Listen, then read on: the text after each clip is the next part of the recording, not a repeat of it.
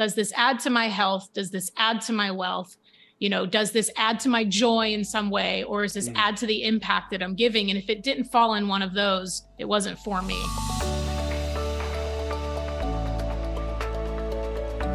Welcome to the Couplepreneur Life podcast. In this episode, we have a wonderful guest. Her name is Candy Valentino.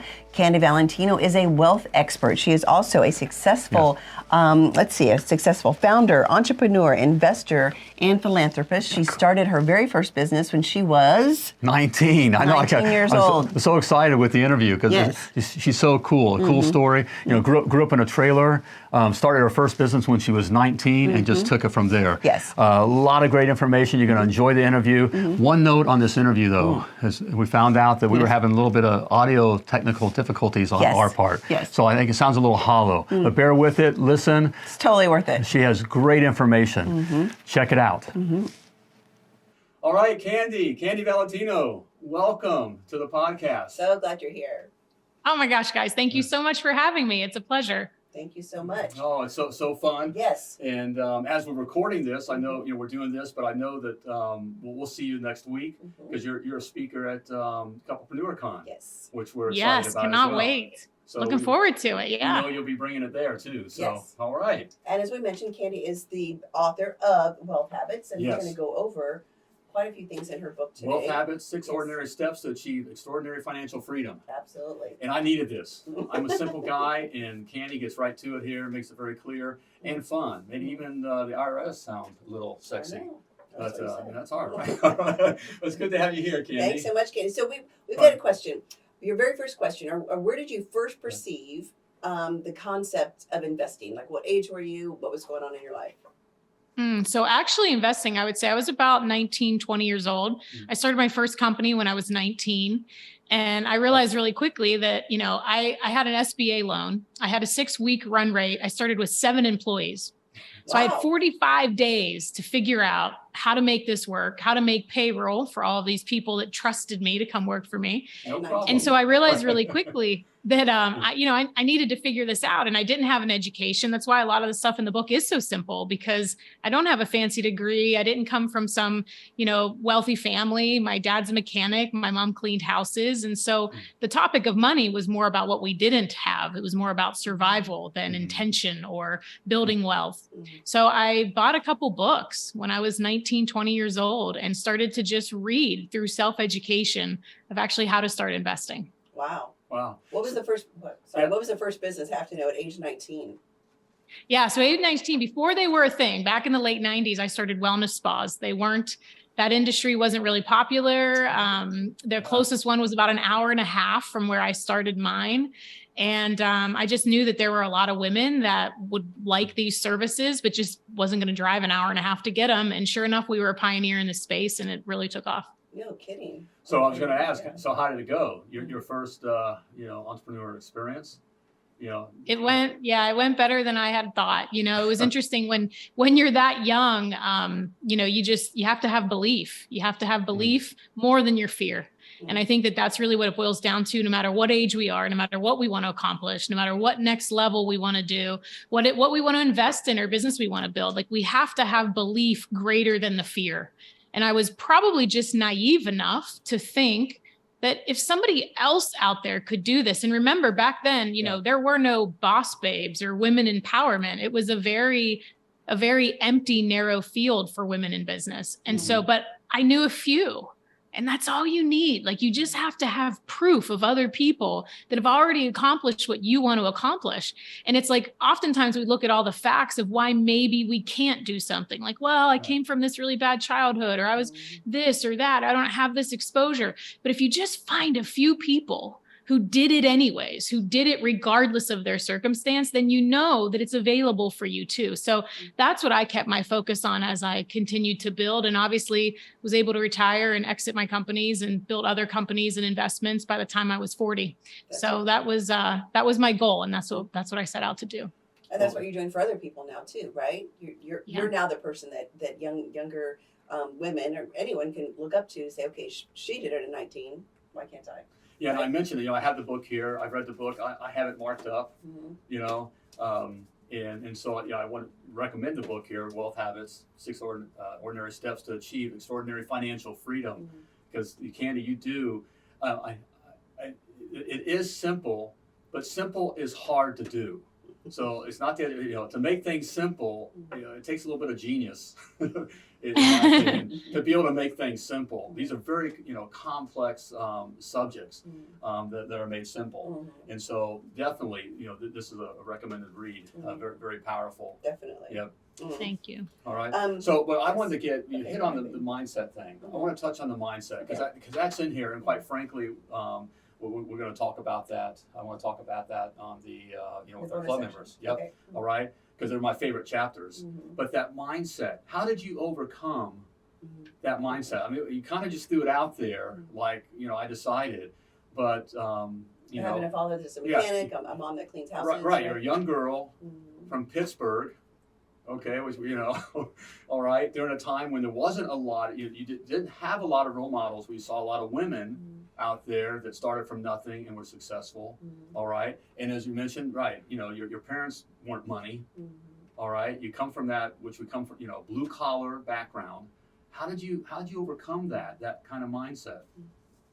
So the interesting thing, I'd say my first exposure to it, I'll start there.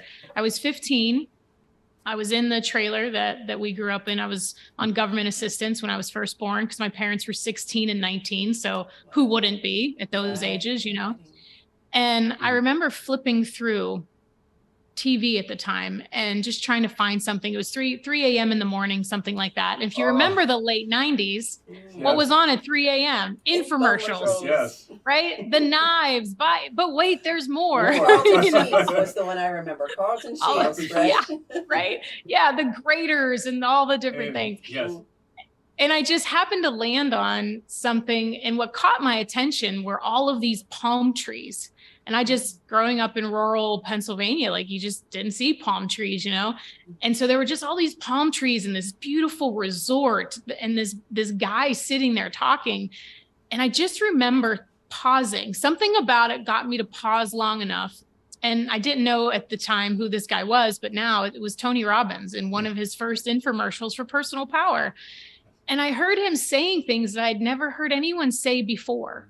And it just resonated. Like, rather than questioning the feeling of you're not a product of your circumstances, and I don't know what part of this quote is his and what has been redacted to mine lately, but you're not a product of your circumstances. What we are is a product of our choices and our decisions. And we don't get to decide what happens to us, but we always get to decide what's next.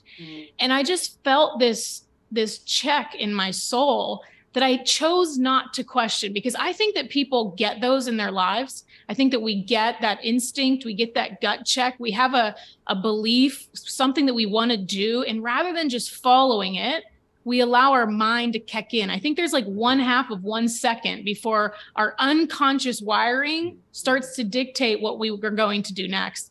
And so I just thought, you know what? This exposure of what I've had to life is not what I want to continue to do. So why not, right? Like, why not try something different? And so the next day I was in school and I wrote my first set of goals in my high school cafeteria. And I was 15. I said I wanted to do them by the time I was 30, because that's really old when you're 15, right? 60 is the new 30 now, I say. That's what we think. Amen to that. Right. And so I was like, this is what I want. And, for a 15-year-old, it was like driving a certain type of car and having a certain size house. And my job, I didn't know what I wanted to do, but I knew it would have a nameplate on my office door and I would carry a briefcase and wear a suit every day. That's all I knew.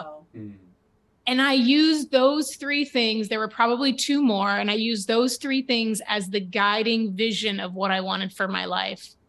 And I decided that every single decision I made from that moment forward were either going to take me closer to or further away from those 3 things. And so when I made decisions of, do I want to go to this party with a bunch of kids and do things that we shouldn't have been doing? Does this decision take me closer to or further away? And that's what kept me off of drugs in the late 90s, which was really popular with all my friends. That's what kept me from not going out and underage drinking all the time and getting into trouble, because I used that one thing to guide my path. And because of that, starting a business at 19 just kind of fit because of the vision. It's like I had the end goal in mind, and then I reverse engineered that outcome, which is why I talk about reverse engineered outcomes in the book, because we don't need to know the how. We don't need to know the step by step. But if we don't know what we want clearly and vividly and be bold enough to go after it, then we're going to end up creating a life that's more like a cage and not something that we're inspired to show up at every day. Oh, that's so good. And that's exactly what we talk about with our clients is reverse engineering. And what do you want out of life? Just don't have a business just for the sake of business and grow it for the sake of growing it. What do you want? Right? Have that end goal in mind and then work backwards. Right. Definitely. And I think this is great advice, even for someone that's 19 and you did this, but older people really take a look at every decision I make is going to bring me closer to my goals or far away from my goals. And one thing I always think about is eating, right? Okay, is this donut going to get me closer to that size 6 that I want? Or is this nice salad going to get me closer, right? So it really is every decision that you make, there's a consequence, good and bad. Exactly. That's right. So how did you turn that then to, you didn't learn about money. I mean, your family didn't teach, I'm sure they were great parents, but we're blue collar. We come from blue collar backgrounds as well. So we know, Your father was a mechanic. My dad was a mechanic. My mother was a secretary. Oh my goodness sakes. That's never in happened fact, that's before. my dad right there. Yeah, my Right. Aww. Dad, why are you calling right now? You're like, hi, Dad. Right. Okay, right. Or it's one of our kids asking for money.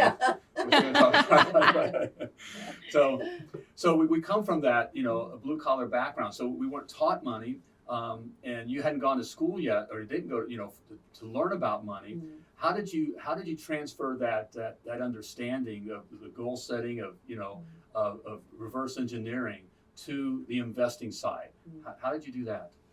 Yeah. So my first exposure to investing was also books. So I had Rich Dad, Poor Dad was like the book back then, Yes. So, and that was when it first came out, when Robert and Sharon wrote that. And now I'm fortunate to have had conversations and talks with both of them. So it's a really cool full circle moment, how that happens.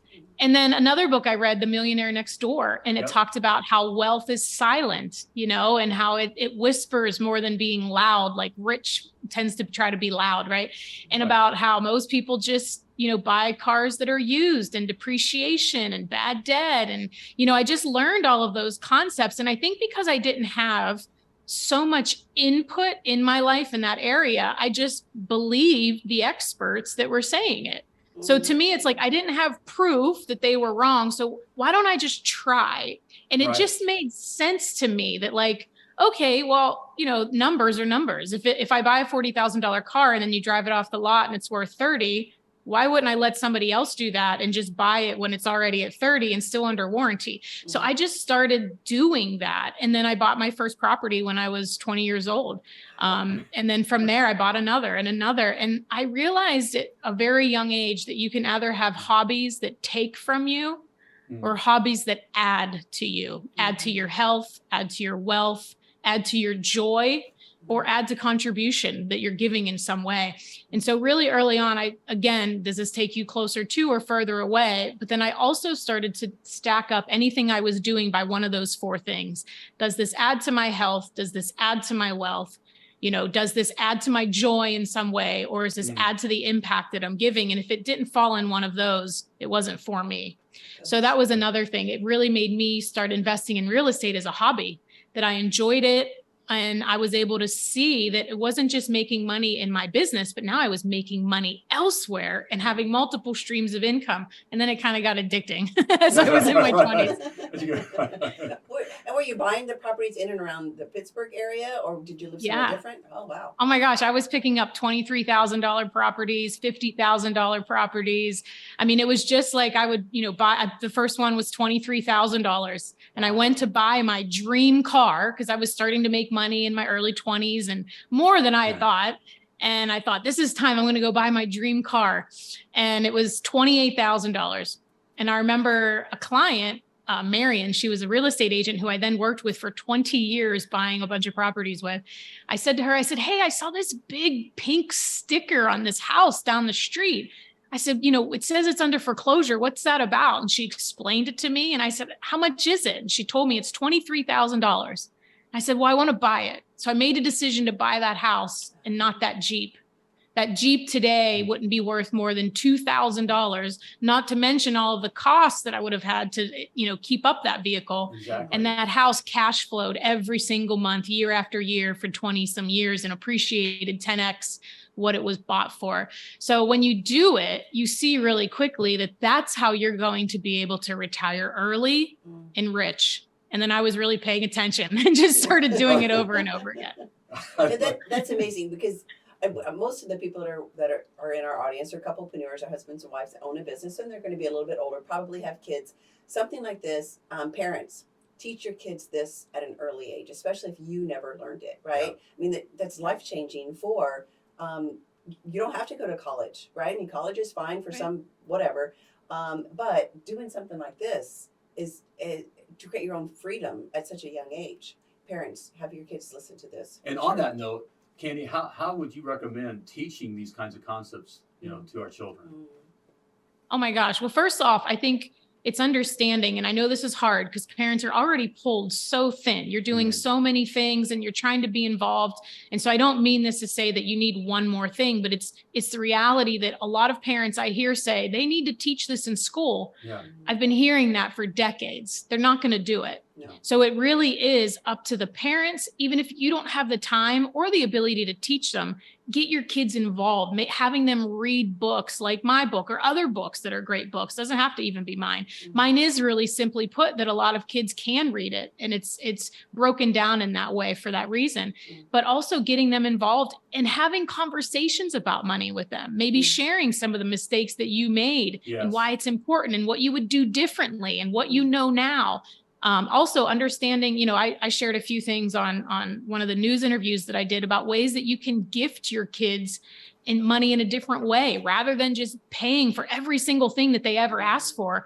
Give them a budget every single month and have them actually leverage that. You need to go school clothes shopping. Well, instead of just buying everything in the cart, be like, you have $400 to get all your school clothes. I don't care if you buy 2 pair of Jordans or 14 outfits. That's how much you're getting, and actually teach them how to budget their money so that you can set them up for success later. Absolutely. Another thing is having them do, if they're under 18 and you have the ability financially to get them a custodial Roth IRA, you can probably invest around between now and their lifetime, tens of thousands of dollars, which will be millions of dollars by the time they retire. So there's a lot of things that you can do depending on where you are financially as well. Okay. And something like, I just thought of this, a family project, like the family buys a piece of property and then renovates it together, goes through the whole process, right? And for the kids to learn what's all involved. And it could be something that turns into a family business. So, yeah. Absolutely. Exactly. Mm-hmm. All right. For sure. Okay. Another question. Is it wise, and we're talking about Roth you just mentioned, but is it wise to use a 401k? So I've had a previous job, I've got a really good 401k, but I'm starting another business. Is it wise to take that money out to start a new business? I never suggest anyone touching their 401k or their Roth IRA. Oftentimes people think it's only $5,000, it's only $10,000, but when you're investing, you're playing the long game. Period. Mm-hmm. So when you're looking short term and you want to reallocate funds, when you touch that, it breaks the number one rule of investing, which is playing the long game. Yeah. We know that over time, when we did all of the research for the book, it's 9.3 to 10% is the industry average the S&P 500 is going to give you back on your investing. So when you keep that in there year after year after year and it compounds, that's what's going to give you long-term dividends. Mm-hmm. So I always say never to touch that. I know everybody has different beliefs on this. This is my belief. I'm really strong about that. Don't touch it. And there are so many ways for businesses that you can get business loans. I mean, there's a ton of different, I don't recommend any of them specifically because I'm not sponsored by them in any way, but there's a lot online that you can get business funding. You can go to the SBA like I did and get a really great rate. But anything that you're going to pay less than 9, 10, 8%, I use the rule of 7 in the book. Mm-hmm. Anything that you have an interest rate less than that, it's always good. It's better to have that type of debt than to be taking out something that you can get a higher percentage in on your investment that compounds over time and has tax advantages to it. Got it. Okay. Love it. Well, on that idea, as we start making more money, what's maybe a secret or something that we can do to pay less taxes as we are making more money? So there's a lot. So I'm assuming these are a lot of entrepreneurs that we're talking to, right? So you Yes. already have perhaps an LLC. Oftentimes too, we have business owners that say that they're a business owner, an entrepreneur, but they're actually still a sole proprietor. Yeah. They're self-employed. They don't even have a business entity. So the very first basic step is making sure that you have a business that's separated from your personal social security number, your personal bank statements, all of that. Yeah. If you have that and you're making at least $50,000, $60,000 in NOI, net operating income in your business, you're probably going to want to look and see about maybe doing an S corporation so that you can start to reduce your self-employment tax. You know, if you have an LLC, you're paying around 15.3% self-employment tax. If you set up a S corporation, you can put yourself on salary, opens you up to some additional deductions, and you can really save on that self-employment tax. So that's one. Number two is understanding that the tax code is set up for large corporations that have massive amounts of money that pay lobbyists to get all of these different tax deductions into law. So leverage them. Yes. Right. So leverage them, right? Like leverage them. They're there. They're available. You're not doing anything wrong or illegal by taking them. Just make sure that you can substantiate them. Make sure that you have proper bookkeeping. Make sure that everybody has a different risk tolerance, but make sure that you can sleep at night. Take legit, there's so many legit deductions. You don't need to take, ones that are in the gray area or over the line, but really understand that, work with a tax strategist, somebody that's not just preparing your taxes in a reactive state, but planning them with intention so that as your income grows, that you can leverage some of these Section 179 and the Augusta rule and the ones that I talk about that most entrepreneurs don't know about. Yeah, I love the Augusta rule, by the way. We need to put that It's great for your business, for sure. Yes, exactly. It's great for your business. But that was and then of course, outside of that, there's so many other retirement vehicles too, right? If you're self-employed and you don't have a solo 401k or a SEP, depending if you have employees, making sure that because you could sink away over $56,000 or sometimes 25% of your taxable income. There's ways to put your kids on payroll in order to have that money go towards their spending every month. So there's a lot of different ways you can leverage that. You just got to make sure that you're constantly learning about all of that. There we go. Okay. Well, Candy, there's so many, you've done everything. Candy's done everything. I mean, so all kinds of, that's what's great. And she makes it so clear and easy in her book here. But what's a common mistake that beginning investors do? Now, I know investing, there's all kinds of different investing, but if we're just starting the idea of investing. I've got some money and I want to invest it. Yeah. What's a common mistake that we do starting out? They look for an angle, a hack, a get rich quick, some way to skate what actually the fundamentals of investing are. Playing the long game. It's what we do with a little will determine what we do with a lot. So if you're not in a financial position that you can do some of the crazy things that we talk about in the book, or you can't leverage and max out all of these investments that we talked about, what you do with even just $100, $500, $1,000 a month, by you not starting and you delaying, it is amazing how much it'll cost you. I just did a live 3-hour event the other day, and I had a chart that showed if you delay 10 years of investing in just a Roth IRA, which currently 2023, they just raised it. So $6,500 you can put in a Roth IRA. If you delay that by just 10 years, $60,000 over 10 years, it's all it would have costed you out of your pocket. $60,000 is the difference of $1 million in retirement. Whoa.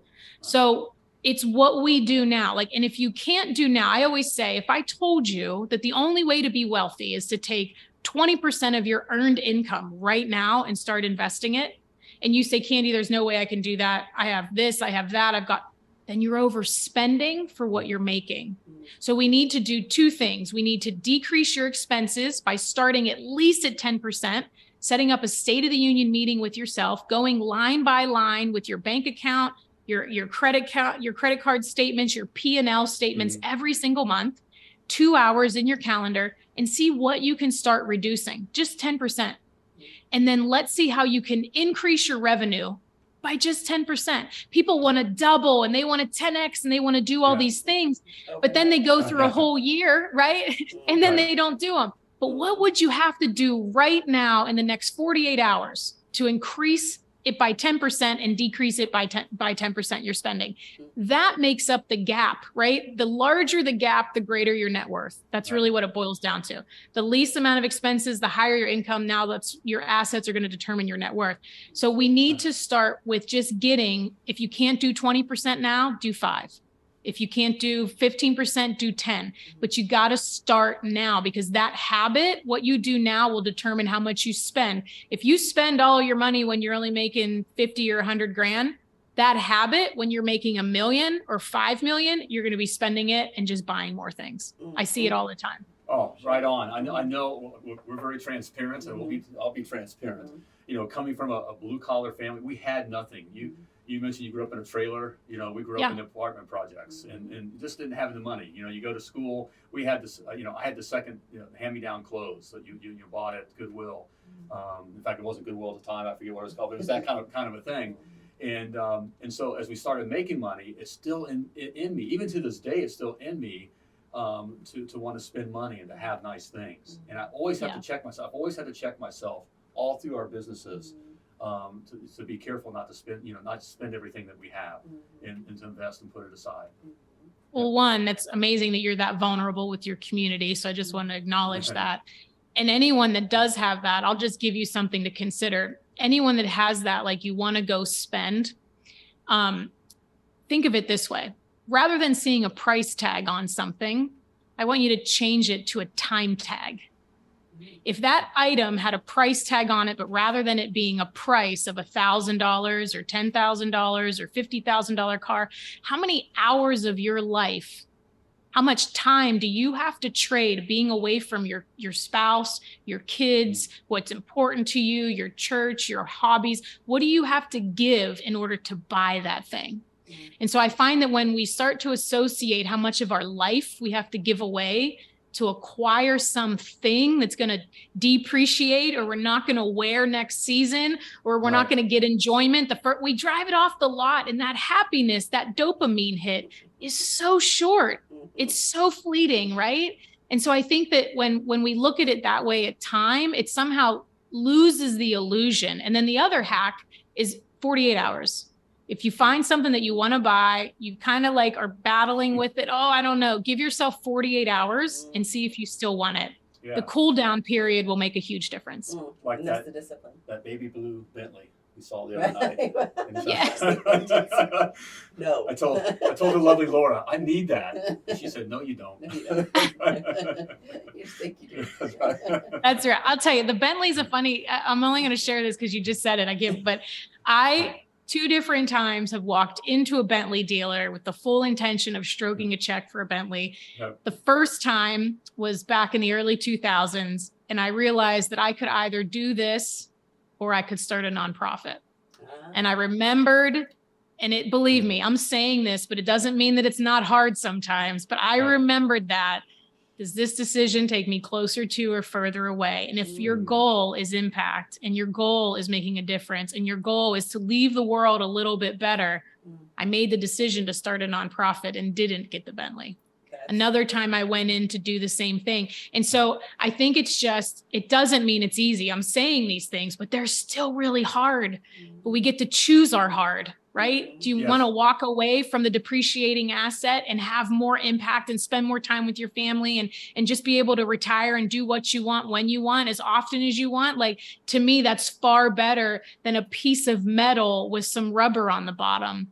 And really, if we take it one step further, if Bentleys all of a sudden were devalued tomorrow and they were no longer hundreds of thousands of dollars, but they're only $35,000, would you still want one? Probably not. Right? And so a lot of times, like, it's unfortunate and it's hard. I know it's hard, but when you strip a lot of that away, it gets a little bit easier to make the tough decisions. Yes. Sure. And so that's the kind of a common theme here. And, Candy, for our audience there, Candy in her book gives details on how to create wealth. But a underlying theme that we seem to be discussing here, and what we've learned from our life experience and what we hear that you're really kind of speaking on, is it's not that you need to know a lot to create wealth.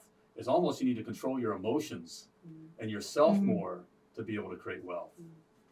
Yeah, so it's a combination, like it's why the beginning of the book, the very first chapter is growing your way to wealth, which talks more about mindset and your beliefs and what you know, because everything that we know right now about money has either been caught or taught by someone else. Yes. So if we don't first address that, we're going to be swimming uphill together with us trying to figure out the tactics and the how-tos and what to apply. So it's far more about your mindset, your beliefs, what you do with a little, how you play the long game. And then all of those other things become really easy to apply. The how-tos and all the strategies in the book, if I can get you to a place to believe, one, that you're worthy of wealth, and two, you have the ability to have it because it's abundant and it's endless. And three, it's here for you too. If you believe those three things, by the time we start talking about how to diversify or what type of investor you are, you're open to it and you're ready to apply it. But that's why that first part's so important. That's good. Love it. And we are getting ready to wrap up, but I want to hear a little bit about your nonprofit that you've got. Go ahead and give it a plug. I know a little bit about it, but go ahead and let us know exactly what it's about. Thank you. So I started Heal Animal Rescue back in 2006. And it was really just to, want to serve and help and support and give back to a community that I felt so blessed to have the level of success that I did, in my early 20s. And we've gone on, we have two locations now. We have a 62-acre farm sanctuary where we rescue all species of animals, from dogs and cats in the adoption center to cows, pigs, goats, chickens, the animals that are abused or left behind when farmers no longer want to farm.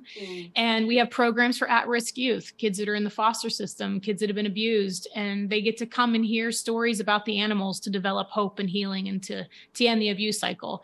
And the interesting thing about why I'm so passionate about contribution and giving back was at some point in your life, when you make a bunch of money and you have a bunch of success, if that's the only reason you're doing it, like, you're gonna get bored. I promise you. And you may think, oh, that's really nice and easy for you to say. No, it's the truth. And it's why I'm so passionate about, it's why a whole chapter of my book is talking about giving and giving back. Yep. And I always say, if you just want to acquire a bunch of things and look rich, like, don't buy the book, because you've missed the whole point. It's not about creating a bunch of wealth. It's by truly living a rich life. And I believe that all of that happens through contribution and the impact that we make. So thank you for asking about the nonprofit, by the way. You bet. Well, and that's part of it, as you're making decisions, right? You listed the things on when you make a decision, and one of those is impact. And obviously, you're making a huge impact, especially in the lives of kids. If you're bringing at-risk kids, that's amazing, Candy. Love hearing Love that. that. Yes. So how can we, if we want to learn more about that, and also how can we get in contact with you, and or more importantly, how can we purchase the book here? Sure. Yeah. And all proceeds of the book are being donated to charity as well. So anyone that buys the book, you develop your wealth habits, and all proceeds go to a couple different charities, and Heal Animal Rescue is one. They're healanimalrescue.org. That's our website. And of course, I'm Candy Valentino, Instagram, TikTok, all the things, and candyvalentino.com. And the book is sold everywhere, Barnes & Noble, Amazon, everywhere that you can find them. Perfect. There we go. Okay. All right. Pick it up. It's Yes. great. Mhm. It's been very meaningful to me. Absolutely. Well, for you too. All So right. we're going to head over to the club area for all of our club members. We're going to wrap up this episode of the Couplepreneur Life. So glad to have Candy be our guest. Candy, thank you so much. We really appreciate it. Thank you so much for having me. Can't wait to see you next week. All right, you too. Thank you, Candy.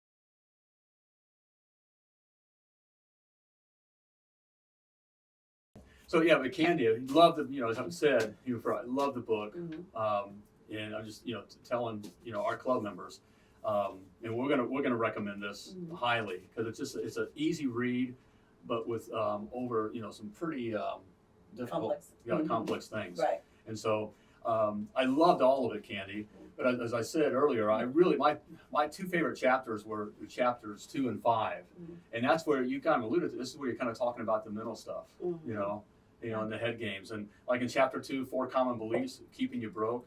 Belief number 1, scarcity. Yeah. And we, quite frankly, we had to overcome that, coming from where we come from.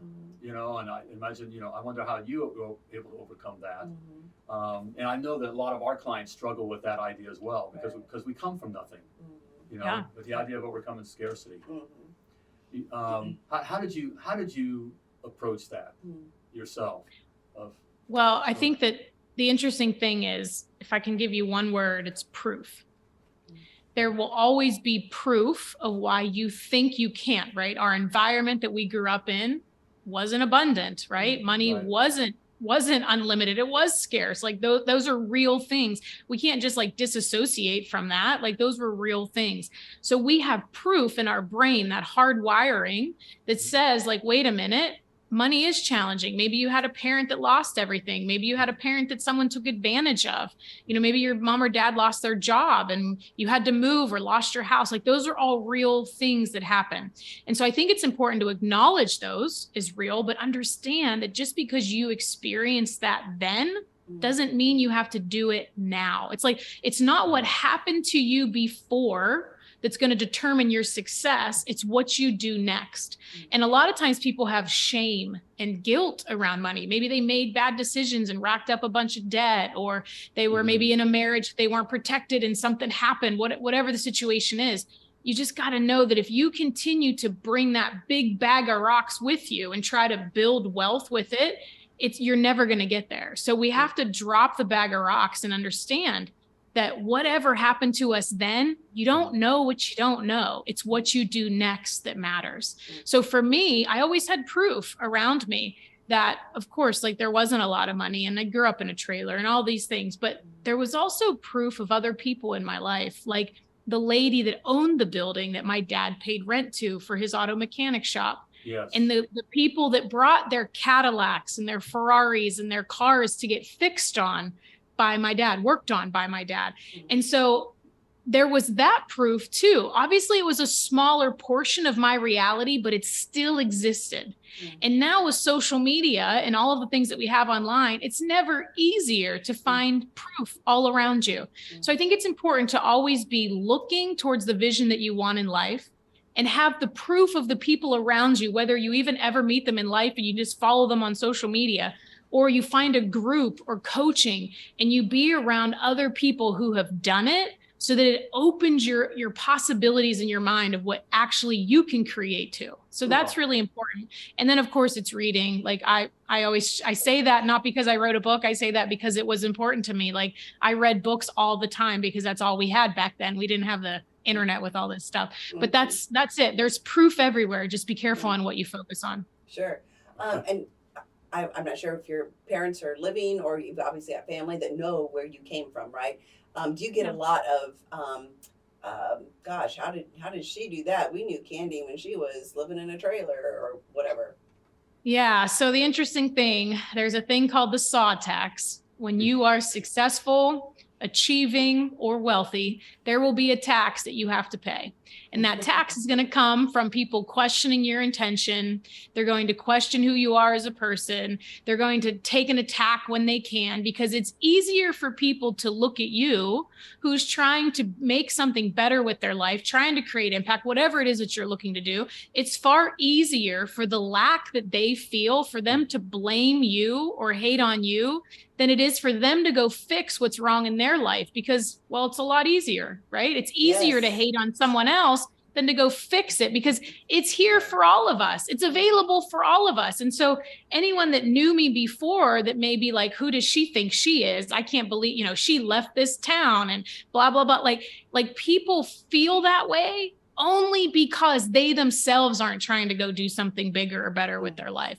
So I think it's really important with who you're around, and also remember that not everyone's on that same journey. To grant them grace, have empathy, but you got to keep moving on, guy. Like you just got to keep on moving and understand that's part of it. The saw tax comes with it. That's the best explanation, because we say this to our clients all the time. That's the best explanation I've heard of that salt tax. So now we're gonna have to hack it. Candy. We'll give you some sort of credit somewhere, but but the salt tax, that's so true. Yes.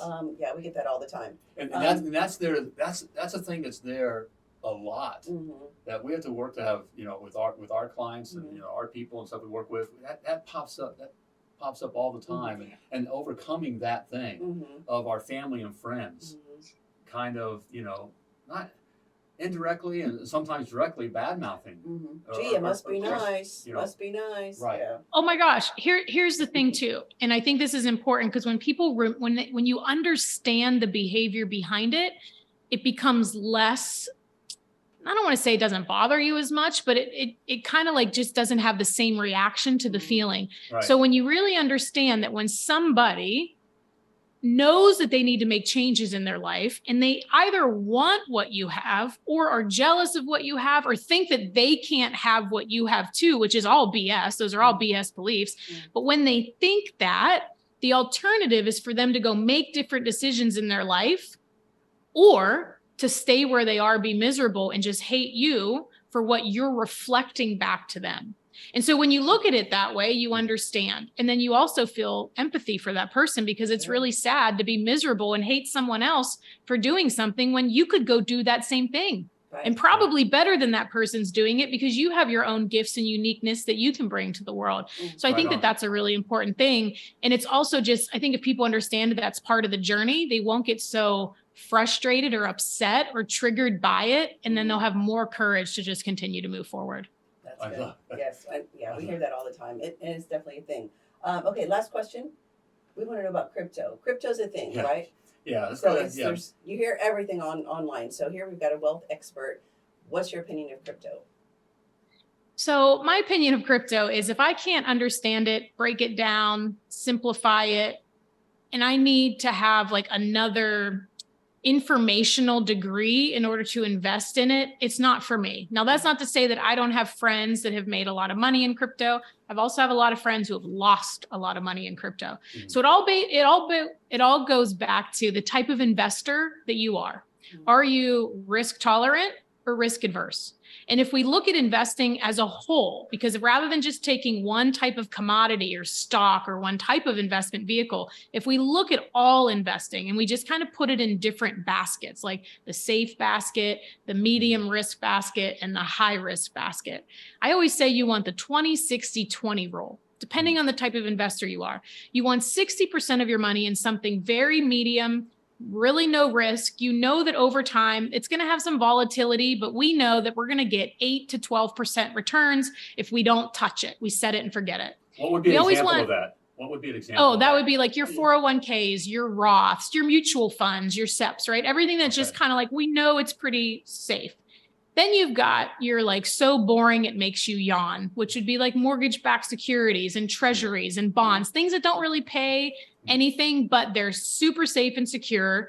And you maybe put 20% of your money in there because you're not going to get a lot of returns. Sometimes they don't even outbeat inflation.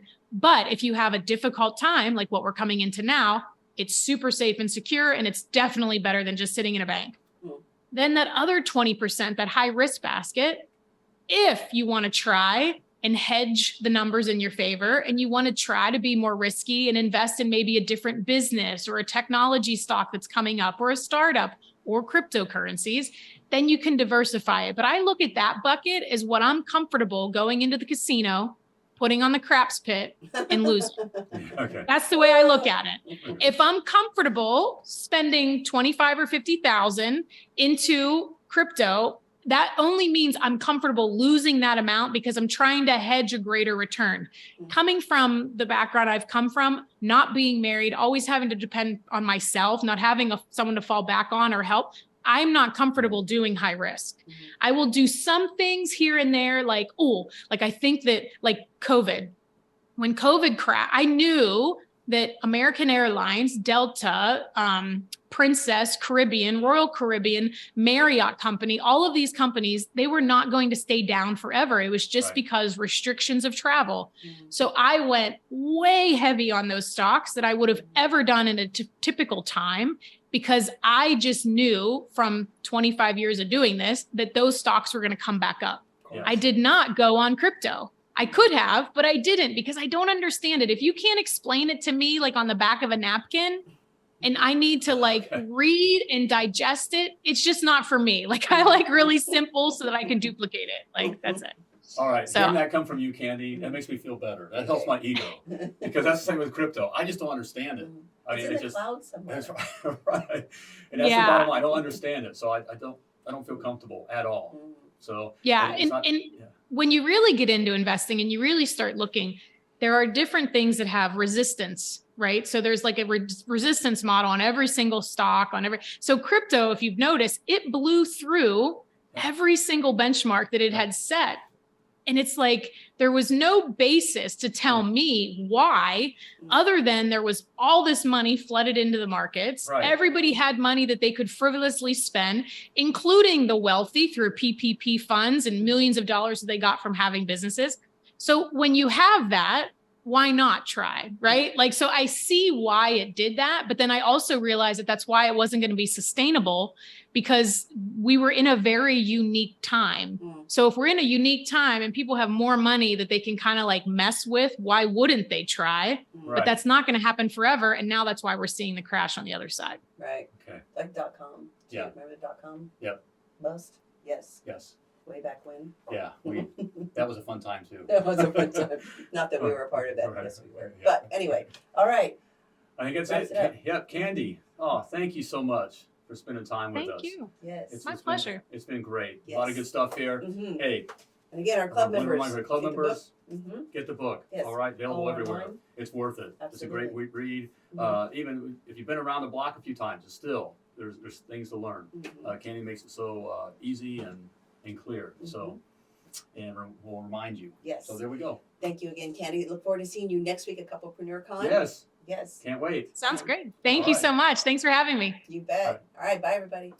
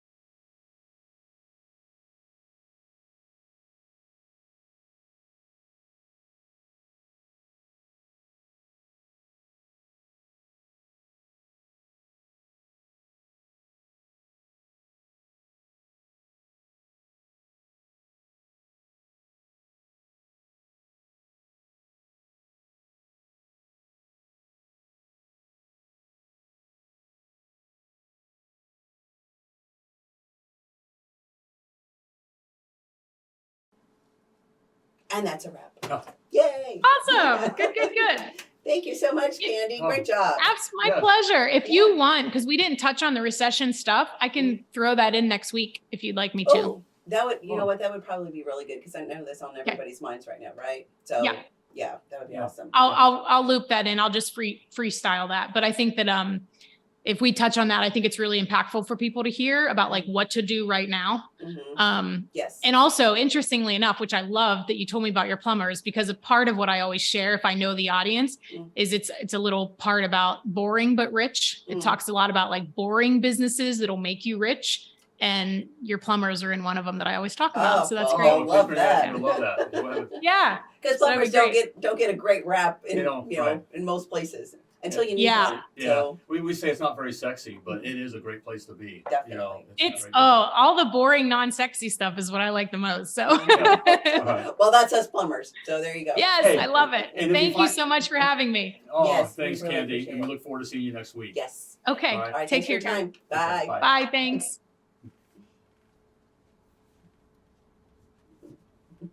She's fun. Oh, baby. Oh, we need to do Oh, yes. outro. Yep.